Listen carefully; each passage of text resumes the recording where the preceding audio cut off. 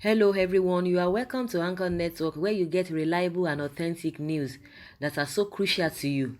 I say big thank you to everyone who has been part of this channel and who has taken time to subscribe. And if you are yet to subscribe, I say please click the red subscribe button and also the bell icon. The bell icon will allow you to get notified anytime we publish any news. Femi Fani-Kayode reveals what Buhari's victory means. A former aviation minister, Femi Fani-Kayode, has reacted to the Presidential Election Tribunal ruling that dismissed the petition of the People's Democratic Party (PDP) and its candidate Atiku Abubakar, challenging the victory of President Muhammadu Buhari in the 2019 election. It also said it has come to an inevitable conclusion that the petitioners have not proved any of the grounds of the petition as known by law and consequently discarded the petition in its entirety. And the petition is hereby dismissed in its entirety, said the leading judge. This development followed the petition dated March 18 by Atiku and PDP challenging the declaration by the Independent National Electoral Commission (INEC) that Buhari is the winner of the February 23rd presidential election.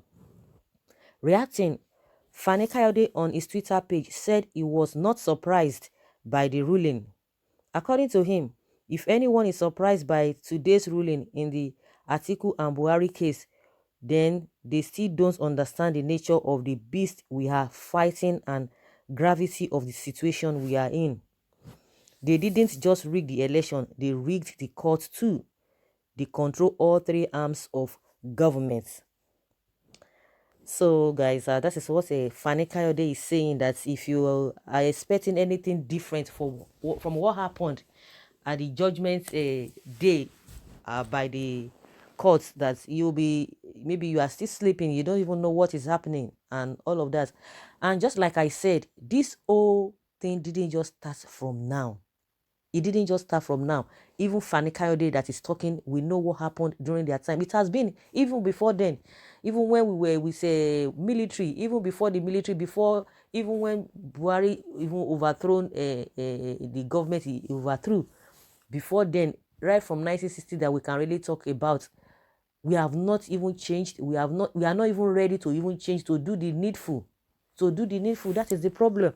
The foundation is already rotten. It's only God. You know, people always say, oh, we are so religious, we are so this. Why are we so religious? Because people are not just doing the right thing. A lot of people in the Western world, they will be telling you that you guys are so religious because your government, you believe in your government is not doing what it's supposed to do for you.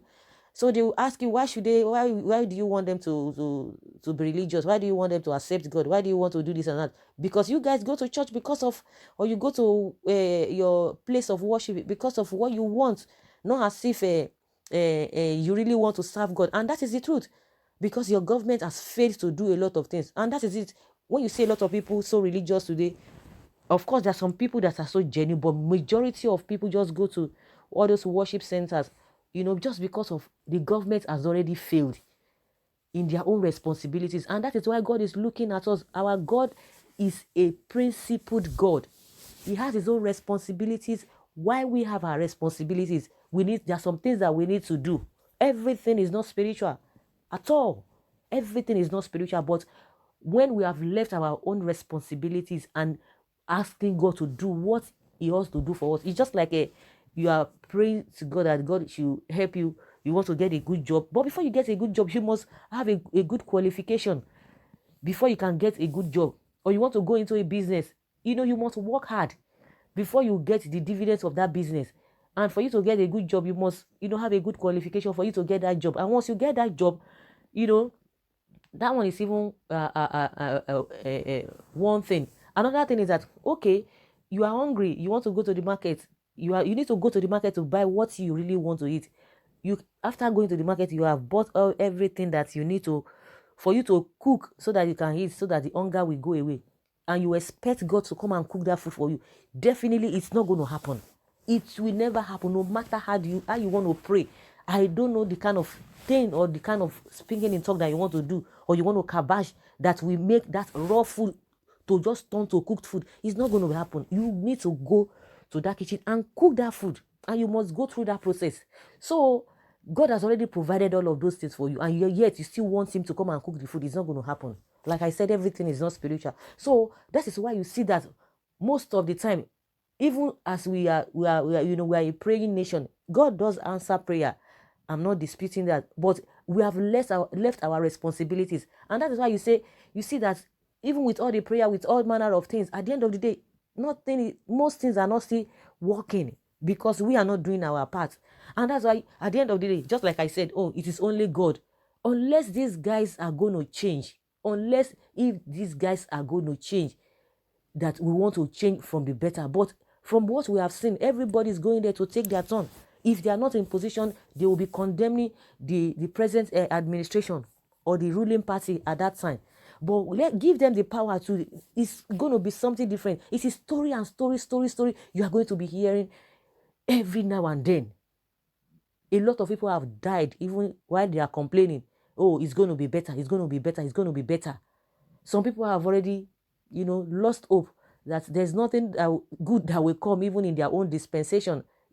That is to tell you how far people, how worse it is, how people have really neglected the whole thing. And when you are even talking about politics, some people just be looking at you, what are you talking? That you're just wasting your time. That these guys, they know what they are doing. Even the ones that will come and say, oh, this and that, we no go agree, we no go agree. Behind you, they are going to do something different. Most of them, just give them one position or the other. They will forget everything. We have seen it. We have seen it. We are still seeing it. It's still happening. It's still happening. So these irregularities has been, not now. It didn't just start now. But the reason why people are pained, because they use all their whole might, their body, their strength to say we want to remove the former government, the former party. So that these guys, they know what has been, they know the problem that we have been facing over 16 years. But just for this administration to come and even doing worse. And that is why people are really disappointed. It's not as if we don't know that all of these things have been happening before now. So at the end of the day, they have lost hope. People have lost, majority of people, have lost hope. Just like what Fani Kayode is saying, that if you were thinking something different, that something different is going to happen from what happened yesterday or Wednesday, that means you don't know what is happening. You don't know what is happening. So guys, some people are not really, they don't really agree with they don't agree with Fani Kayode. Of course, they will not agree with him. Everybody is entitled to his opinion. But one thing that is pertinent is that we are going to face everything. We are going to face whatever that comes out of it. Whatever that will come out of it. Just like Fani Kayode said too, the all the things that they did to, even when they were there, we are suffering all of those things now. And people were still chanting them, cheering them up. And the same thing, it will continue to be.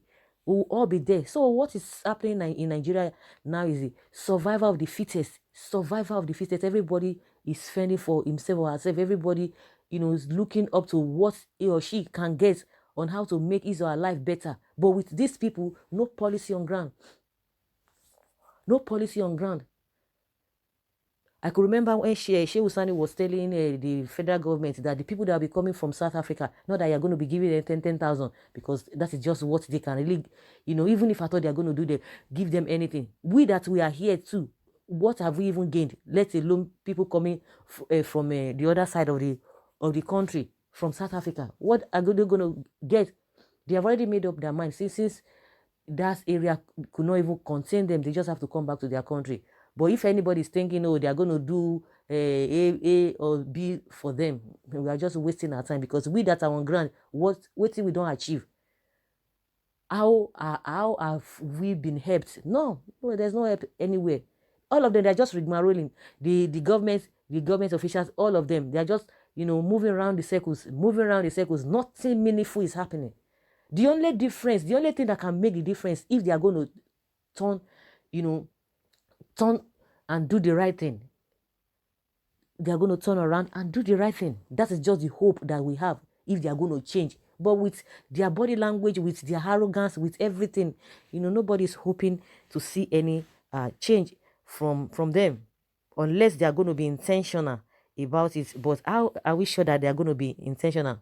Someone say, well, everyone has rights, or everybody is entitled to his or her opinion, but the likes of FFK should mind his language. It is not quite upright of a man like you to use foul language on the national figure, especially a sitting president who is a national symbol. You have a choice to advise your candidates to appeal the judgment if you felt cheated, but it's the basin of you calling a sitting president a beast. FFK is not surprised because he knew quite well that his party PDP did not have any case, could not provide tangible and convincing evidence to prove that their allegations. But in his usual character, he has to pour vital operations on PMB. I'm not surprised as well. Someone say, I love you so much, Egbon. They rigged everything in Nigeria, including human rights.